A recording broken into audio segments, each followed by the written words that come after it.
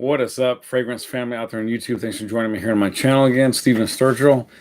And we're going to look at something quite special and fairly unique. Part of Francis Kurkdjian's Oud lineup. He has a wonderful array of lineup of mostly unisex fragrances, but he does make some only for women, if you will. I mean, that's debatable, right? It's just obviously a lot of men out there using women's fragrances, and certainly vice versa. But and I think he's made one or two specifically male fragrances, but the bulk certainly of his work is unisex. And is my chair up enough? Make sure. Okay, that's better. So again today, and I apologize for the thumbnail. I didn't mean that to be misleading. I was in a hurry, and I just saw that the title matched, which is this guy. Ooh, this is a real refill, professional refill bottle. This is the Oud Satin Mood. I think it's 11 mils. Yeah, it's 11 mils. That is 0.37 fluid ounces. What I'm getting at, though, is that the thumbnail, and there's the title there, if you can see it there. Maison, Francis Kurkdjian, Paris. It's the same fragrance. He has Oud Satin Mood Eau de Parfum, and this is an Eau de Parfum. And he also has the Oud Satin Mood Extrait de Parfum, which is an extract or extrait, which is the strongest version available, literally commercially available to the end user. And now it's debatable how much more you're really going to get from an extract de perfume as opposed to an eau de parfum. Let's say let's just for argument's sake, let's say you get 5% more performance, whatever that means to you, or 10% more performance, whatever that translates to. Is it worth the additional $125 US? Probably not. I don't know many of us out there. Even I've got lots of friends that are very, very well heeled, have zero financial problems of any kind. And I think even in their own mind, it would kind of be a mental push to say, well, I'm getting almost the exact same performance, and it is the exact same smell, but I'm being asked to drop another $125 to $175 for the extrait. Probably not. Honestly, probably not. Is my camera? I'm just edge it ever so slightly. Okay. Anyways, that's just whatever. That doesn't affect the other 98% of us. That's a 1 or 2% problem to deal with. I will say on that note, and I'll end on that topic by saying that if you do want to try an extrait, the Parfum Oud Satin Mood, or any extract of perfume out there, you can certainly go ahead and cough up the big bucks for a decant or a travel refill. It is definitely going to set you back a lot more than an Eau de Parfum version, but if you do it, you can do it, and if you love it, you love it. If you just think it's whatever. But at the end of the day, I can't tell you what to do with your money, nor am I trying to. That's a personal, deeply personal decision. And if you're just rolling like you don't care, then by all means, extract away. Anyways, let's get into the scent. I am off topic here. Okay. A quick note about the rose in this, guys. This has, I believe, 3 variants of rose in it, if I'm not mistaken. Now, normally, if you know me, if you watch my channel, I'm not the biggest rose guy. I'm not the biggest fan of rose. I love smelling real roses in nature. That's the weirdest thing. I mean, I really, really adore that. I love that. They smell fantastic. Very rich, very appealing, right? For whatever reason, I don't often associate perfumes that I want to wear as a man with smelling like a rose. It just, to me, that's more of a feminine thing. And if you watch the other reviewer, Steven, on Red Essence channel, he also is a kind of a rosophobe to an extent. He really doesn't like fragrances. And let me qualify that. He doesn't mind rose and high quality fragrances. He could even like it. But according to what I understand from Steven, again, he's not the biggest fan in general of rose. And for those few scents that he adores that do have strong rose components in them, they don't smell overly womanly or feminine. And rose isn't necessarily the all-star, the front center all-star. It's a component. Stephen has often said also he doesn't like fragrances that smell overtly floral in a way that, in his mind at least, is evocative of a ladies only fragrance. Now, I totally understand that as a fragrance user and as a man. I'm not knocking it, guys. Please, I don't want any of you to be offended or think ill of me or less of me. Rock whatever you guys want to rock. I don't care if you're gay, straight, or bi or whatever. That's a personal decision. It's a personal thing, deeply personal issue. And as anyone knows who studied French perfumery, there really is ultimately no such thing as a ladies only blend, a man only blend. Look, at the end of the day, we like what we like, we spray what we like, and we rock what we want to rock. So, by all means, you need to get your nose on this for two reasons, maybe three. Firstly, I would say, if you like oud or you want to get into the world of oud, which is very complex on one level, and on another level, oud, I would say this. I would say there is a component of the typical oud fragrance of which 50 to 70% of nearly all generic, and I say generic in air quotes, they're not really generic, but of most of the readily available, commercially available oud scents, I would say they smell between 50 to 70% mostly identical or close to very, very similar, if that makes sense. And then they're differentiated by the other 15 to 30% or whatever that little ratio is. That's where they become different from one another, if that makes sense. You follow me? So if I were to tell you, oh, go buy this ginger honey based scent, but then one has a lot of vetiver in it and one has a lot of patchouli in it and another one has some oud in it and some hibiscus or violet leaf, you know what I mean? Another one has rose in it. Yes, that's true that they're all distinct, but you guys would understand that the bulk of the recipe is very, very similar. There's a lot of strong DNA going on in there. And I do think that a lot of the oud-based scents out there in the market are, at least to some extent, highly similar. And what I'm getting at in saying all this is you don't need to buy the Arabian Nights 1001 oud collections. I kind of thought I was going in that direction for a while. I thought, God, let me get my nose on every last freaking oud scent on earth. Let me compare them all. And I'm starting to really, really get the distinct impression that, don't get me wrong, yes, they're distinct. Yes, quality levels can vary quite a bit, although maybe not, in another sense, not quite as much as I had previously thought.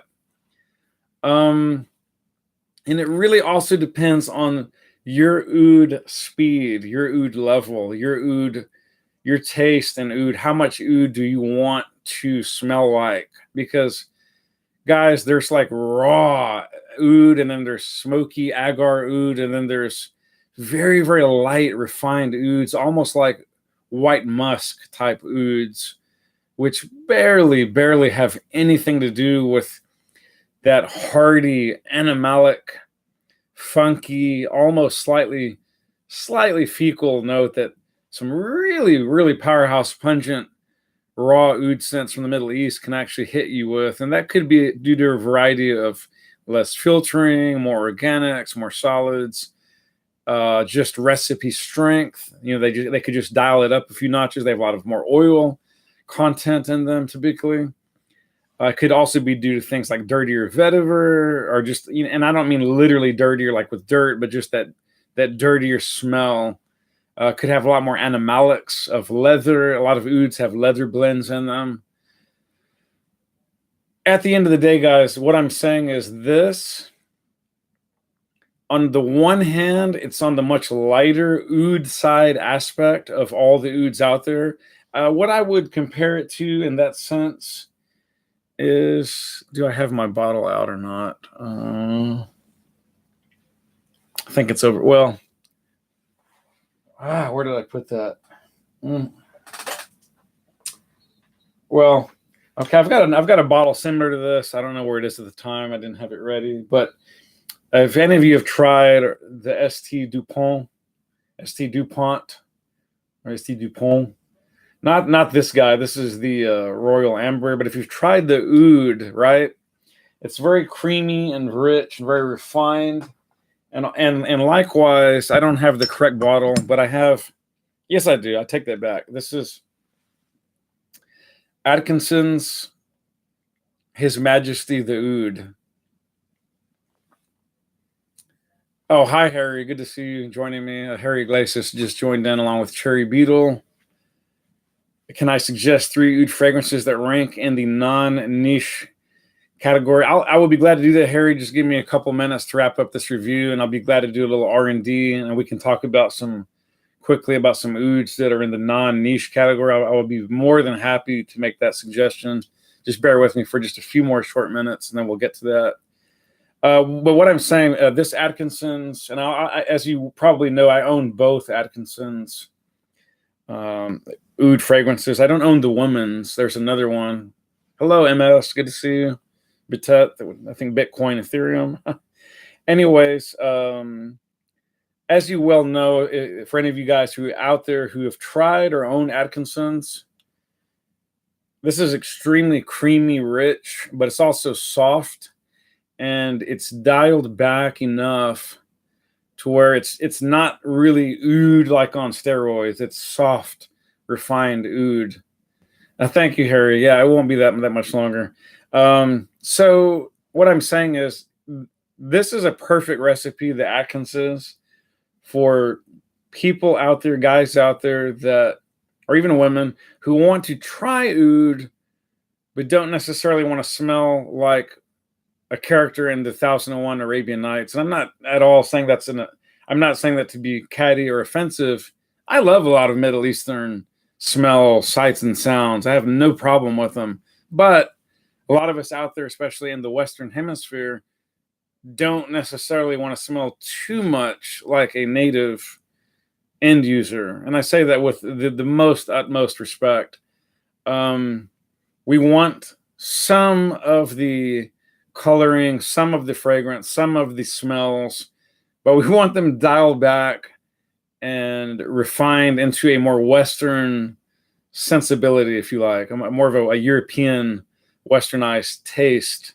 And there's nothing wrong with that. It is what it is. And there's some of us out there who buck that trend, and we go way, way harder and way more authentic, and bravo, you get my full applause. Yeah, MS, I'm sorry. The review actually is on this guy, Maison Francis Kurkdjian's Oud Satin Mood. The reason I brought this guy out, Atkinson's, if you're joining here a little bit into the review, I was just comparing the creamy aspect and the fact that ouds like that they're not going to really off-put anyone. You're not going to put people off with fragrances like Atkinson's, the oud, or Oh, okay, very cool. Okay, well, that's cool, MS. I actually did a review quite a while back on both of the male versions of the ouds.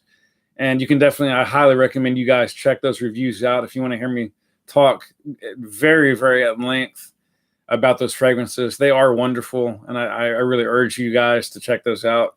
But here, again, the review today is about the Maison Francis Kurkdjian. This is Oud Satin Mood, and this is not the extrait. Again, if you clicked on the thumbnail, I'm not trying to do clickbait. If you look really closely at the thumbnail image, you'll notice that it does in fact say extrait or extract de parfum, and that's not this version. They are otherwise identical, with the exception that the extract is just a little stronger and supposed to stick around a little longer. And we'll talk about that in a second. Back to the scent before we move on with closing thoughts. Okay, this is very, very heady, and it's very, very creamy. Let's talk about the notes first, and I will mention a couple of things on this topic. One, this was launched in 2015. Again, Francis Kurkdjian is the nose behind this. Agar wood is the oud source in here. Then you immediately get into the roses. Bulgarian rose. Okay, there aren't 3 roses, although there may be some other rose component in there not listed. But after Bulgarian rose, you're going to get the benzoin. That benzoin, to me, I think this may also have ISO E super in it, just a little bit, to increase the sparkly creaminess. I also am fairly certain, or it's just a hunch, that this has some degree of either white musk and or sandalwood in it, albeit potentially very, very small amounts. But I think it's potentially adding to the creamy aspect of the fragrance. That's just my opinion. I'm not stating that that's fact. Officially, after the benzoin, all that's listed is Turkish rose. So you get the Bulgarian rose and the Turkish rose, and then you get violet. I'm a big violet fan. Some of you guys out there may think it's very feminine. It's in a lot of mainstream male fragrances. It'd blow you away. Yeah, and for a lot of you guys out there, you've probably used some aftershave or cologne or eau de toilette that may probably have had at least a synthetic form of violet scent in there, and you may not have been aware of that. And then lastly, but not leastly, you get a very fine vanilla in the deep dry down in the base. But again, there's a very rich ISO E super and sandalwood type of wafting creaminess. And I know rose can be creamy. I get all that. I know that benzoin also can add a musky creaminess as well. But for whatever reason, I really am firmly of the belief that there are more components in this fragrance than are officially listed. And again, that's not rare. And that's not at all to throw shade at the house of Maison Francis Kurkdjian. I like Francis a lot. He's an incredible guy. None, and I mean zero, of most perfumers. Okay, zero of most. This leaves a few out there, right? Ha ha ha. But the vast majority of houses, brands, and perfumers and noses, and even lab technicians will never give us the complete list of components. First and foremost, because the list would include, in many cases, over 60 to well over 150, in some cases, chemical synthetic components. And that doesn't look very attractive last time I checked. I don't want to read that on an ingredients list. I'm sure most of you guys don't. So I have zero problem if they just want to bash out. I mean, not bash out, but just list the majority of what they feel are the main aspects of the fragrance. I think that's fine. There's lots of artistic license in the world of perfumery, obviously. Now, a word on the power of the scent. Let me click back to my live control room. Oh, yes. Here we go. I have a Dua of Oud Silk Mood. Very cool. Yeah, MS types that he has some of the Dua of the Oud Silk Mood. He has a few, love his work, have a few of the 540s, Apam, Grand Soir, or Soirée, Cologne, Pour la Soie, and Bussa, something like that. It's all good. Very cool. Very cool. Getting back to the review, and I'll end on this note, guys, and then I can get back to Harry's request briefly. A word on the power and strength of the scent. So firstly, what do I get with the scent? On the one hand, yes, I get lots of rose in here, but it's so tempered by the other aspects like the violet, especially the agar wood, oud, and the benzoin and the vanilla, that for me, strangely, it's not as big of an issue. But I will say, having said that, this, although unisex, I would say this is almost leaning quite a bit to the feminine side. Now, it's nowhere near 100%. It's nowhere near 90%. I do think it's getting really, really close to 70 to 80% feminine. Honestly, it's up there. It's at least minimum 65 to 70.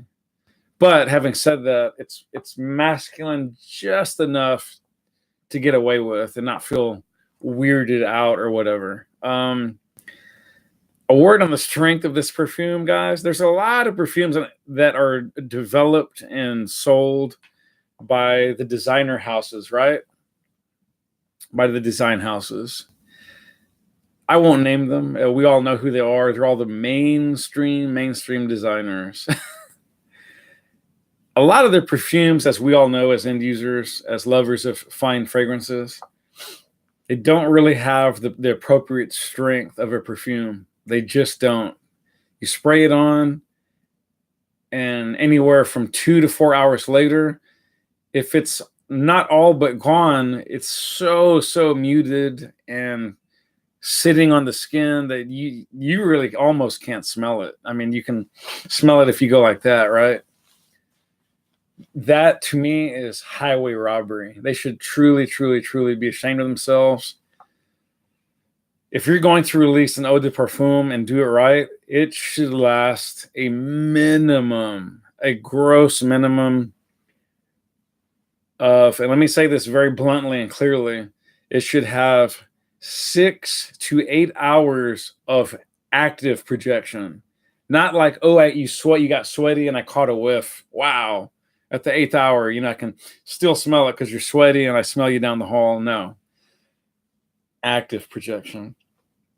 It should have 6 to 8 hours of active projection. It should have another 4 to 6 to 8 of strong scent bubble to at least a strong skin scent minimum. That's my personal opinion on Eau de Parfum strength. And as we all know, sadly, most of the designers are doing them like an eau de toilette with just like 2% more juice of oils added. That's it. If we're lucky. So, mini rant over it. I will tell you that this thing has the power of an isotopic nuclear isotope or a dying dwarf star. This is cray powerful. I own only maybe 3 scents max that have this similar level of power. One of them, and I'm sure some of you guys out there own it as well, is the ever famous La Yukawam by, is it Rasasi, I believe? House of Rasasi. Yeah, La Yukawam is their answer to Tom Ford's, tobacco leather or whatever, one of those. And that's a neutron bomb. You do not blindly go in and go. And I'm the king of sprayers, right? If you've watched any of my videos, I like to get down and get dirty with it. But I am not going to go gung ho like with 15 sprays of La Yukawam. Not going to happen in this lifetime, and probably not any other. You would be off your nuts. You'd be nuts and off your rocker. To go anywhere near 6 to 8 sprays with La Yukawam, you would, that's all you. I ain't mad at you, but that's all you. MS says he sprayed 6 of La Yukawam. That's hilarious. I'm not gonna lie. Yeah, you're right. Godolphin is quite powerful. I wouldn't quite, for me, at least for the mixture I have on hand, although it is very strong, I don't find it as robust in projection as La Yukawam. But Godolphin is certainly a powerhouse, no doubt. From the house of, it's from the Parisian house. I know this. Who is it by? They've got the yes, Parfums de Marly. Mental block. At any rate, thank you, MS. Yeah, I have a review coming, guys, on Godolphin. In fact, it's funny that you should bring that up. I've got Godolphin coming in the pipeline. I've been wanting to review it. I've owned it for a while. Just haven't had the time or whatever. I take that back. I just haven't gotten around to it. Let's not make fake excuses. At any rate, getting back to this scent. Okay, powerhouse. I would almost go so far, guys, to say that this may be the strongest perfume I've, with possibly one other exception. I'll tell you, I'm trying to remember the name of it. She's a lovely perfumer, has her house. Her mom died. She took over the house in Paris. And you can find a lot of her older fragrances on the budget sites, but her newest stuff is fairly stiff prices, and you can only buy that from higher level e-tailers or department stores or boutiques. What's her name? This is so embarrassing. Mental block. Haven't had my late night coffee yet. Oh my God. So anyways, I'll get back to that. I'll look her name up. She has a fragrance. I think it's called Royal Oud, if I'm not mistaken. Royal Oud out of Paris. Again, the house was named after her mother, but she took it over. I'm just drawing a mental blank. I apologize. I would maybe say her Royal Oud was like a quasar star strength. At least in terms of its resinous aspect, it was just incredibly effusive and resinous, and just incredibly powerful for a very well done, creamy resinous oud. I'll get you the name of that. I cannot believe I can't think of it right now. It'll come to me. But at any rate, I would almost say this is stronger than La Yucawam, and I'll tell you why I say that. I don't say that without any forethought or thinking about it. La Yucawam is one that if I wanted to, I could get away with 4 sprays. I'd make it work. I wouldn't want to, but I could make it work. I could not get away with 4 sprays of this. You would be close to psychotic to even attempt 4 sprays with this. And you'd almost be slightly crazy to even give yourself 3 real spritzes of this. You'd be... I don't know. You'd be you. I don't recommend it. This is one of the fewest fragrances that I kid you not, and I'm not pulling punches. I would not recommend more than 1 to 2 sprays max to start with. This is atomic.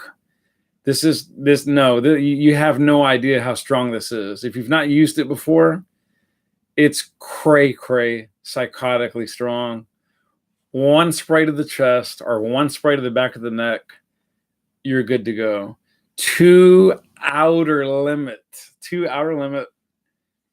and you're done. You are more than done. And I promise you, people will smell you for the next 12 to 14 hours without a shadow of a doubt. It will be on your clothing. It will be wafting off your body for the next minimum of a half of a complete day. I kid you not. And quite possibly and quite probably you'll wake up tomorrow smelling still.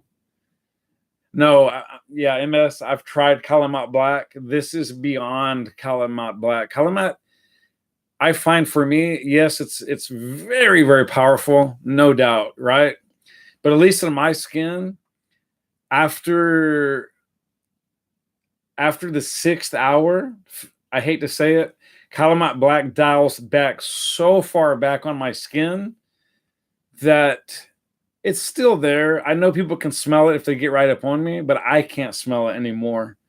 That's where this is entirely different from Calumet Black, maybe even from Rassasi's La Yucawam. This is a quasar star in a bottle. Buyer beware. And the good thing about it, guys, it's not an offensive scent. So don't think.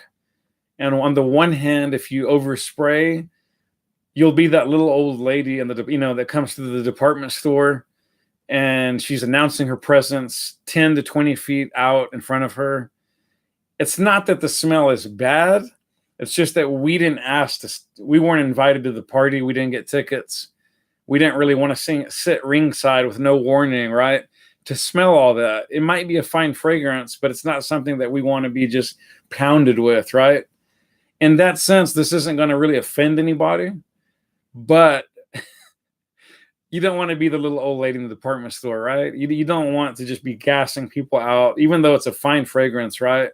Not everybody wants to smell it, and they especially don't want to be just inundated with it all up in their personal space, right?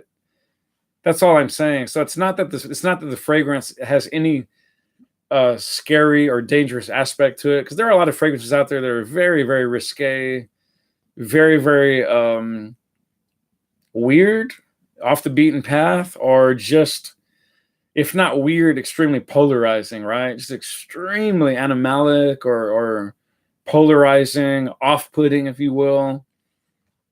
This is none of those. This is easy to smell. It's easy to want to smell it.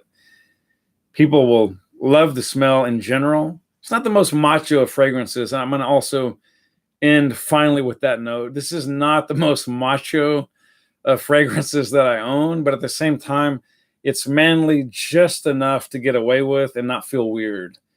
So, you macho guys out there, you he-men and woodland realms, elven or dwarvish men out there. I watch too much Lord of the Rings, whatever. But, or you man cave Sasquatches out there, Bigfoot here in the South, we like to call them. You needn't worry. This is not going to smell like you put on your wife's bed, unless she uses Maison, Francis Kurkdjian's other fragrances. Yes, there are some similar DNA. You get the gist. I'm simply saying you're not going to smell necessarily like a lady, but you will smell probably somewhat metro, and definitely somewhat quite a bit, all the way unisex. Yeah, you will definitely smell, but it's a fine fragrance, and it smells very, very elite. It smells very, very high dollar, which it is. I think you can get into the 2.4 ounce, which they typically come in, for about $240 US. And if you buy through an actual department store or retailer, you'll pay about $100 premium on that. You'll be in the $340 range roughly. So it's not cheap, but again, if you shop around online, you can pick up the 2.4 ounce. Again, this is an authentic refill bottle. I don't remember what I paid for this, but it was rather reasonable. I want to say maybe $45, $40 to $50, I think I paid for this guy. And should last quite a while, especially for the fact that, again, it's like a quasar star in a bottle. That should last me, I'm guessing, for the next year or so, at least, possibly 2 to 3. We'll see. That will wrap it up for that aspect of the live cast. I highly recommend this, but if you're really, really, really anti-rose and you really, really, really don't like scents that lean feminine, you may not like this, but I still urge you to at least get a sample or a decant. Try it and see. You might like it. You might love it. At least you'll have tried it and you'll know for yourself. And that's really, really the ultimate and only litmus test any of us have when plunking down the old dollars, dollars, pounds, ruples, shekels, whatever. Yeah, I agree, MS. I'm definitely not at all the biggest rose guy. And normally I would not even deign to get into rose fragrances. But the truth is, when we're getting into Middle Eastern fragrances, we are indeed often and usually getting into fragrances that have rose as part of the mixture. Oh, thank you, MS. Very cool. Yeah, MS is saying he's got some Lancome's Oud bouquet or Bougette. I'm not sure which one that is. I'm assuming bouquet, but it might be Bougette. Very cool. I like a lot of the Lancome stuff as well. And Nissan and Lyric I've got some of the Amouage stuff as well. Yes, many of them do have rose. Oh, bouquet. Yeah, very cool. Okay, let me see if I can quickly get back to Harry Iglesias's suggestion and request that I shout out or give 3 non-niche oud fragrances. Well, I've got a couple, Harry. Let me think off the top of my head if I can think of some. Here we go. Let's scratch the old memory noggin. Okay. Non-niche. Yes, I could easily, highly recommend you get your nose on both of the Boss. Get your nose on both of them. Don't be afraid if you haven't tried them, Harry. Both Boss oud, they have 2 different variants of oud. One has Damascus oud. Another one is more of a straight, more modern, like M7 style. Also, get your nose on M7. I know it's a reformulation. I wouldn't worry too much about that. The new reformulation, on the one hand, it's not quite as good as the old one, but it's close enough. I would definitely recommend you get your nose on M7's oud. I think it's called Oud Absolute, if I'm not mistaken, or Absolute, no TE. I could also easily recommend the John Varvatos' oud, but a word of caution about John's fragrance. This one here, guys, is extremely true to the theme of hardcore Middle East. John did not pull punches here. I don't know who the nose on this was, or if I do, I forgot. This is very, very potent. This is potent stuff, matey.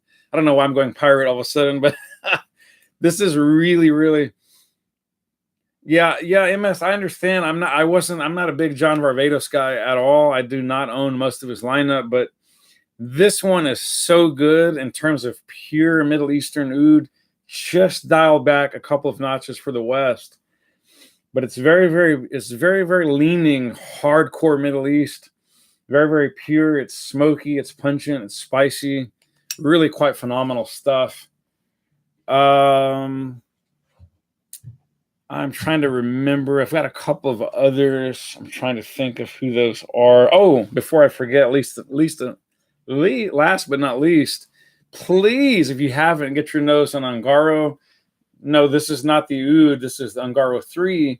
I already did a review on both of these guys, but get your nose on the Ungaro oud. It is absolutely off the hook. Awesome. It's absolutely awesome. No, I haven't. MS. He is asking, have I smelled Rasasi's premier line? I've seen it online. Very interested to try it.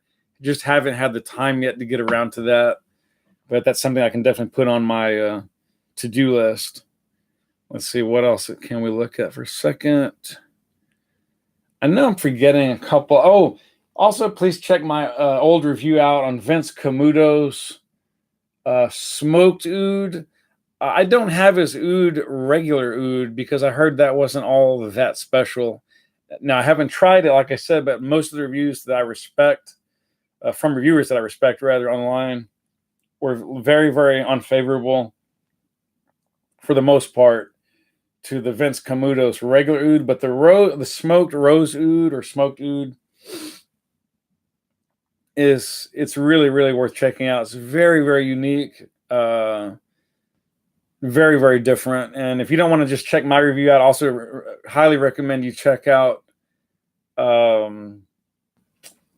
what's his name? My friend from Canada. He's got his own channel. We call him the Godfather of perfume reviews. I'm just so tired tonight, guys. I worked basically all day. It's been a doozy, but you know what I'm talking about. He's from Canada, super famous. Robes, yes. What am I? Robes 08. Please check out Mark's review as well as mine on his take on smoked rose. I'll put a link down below to a couple of other reviews, especially to Robes 08. Yeah, that's Mark's out of Canada. But he does the review on Camuto smoked rose. I liked his take a lot. I thought it was, for the most part, very similar to my review, but he's got his own spin. Anyways, guys, I've got to wrap it up. I've got to do a few not last minute, but evening, closing down the night type deal. It's been a hell of a long day. I do apologize.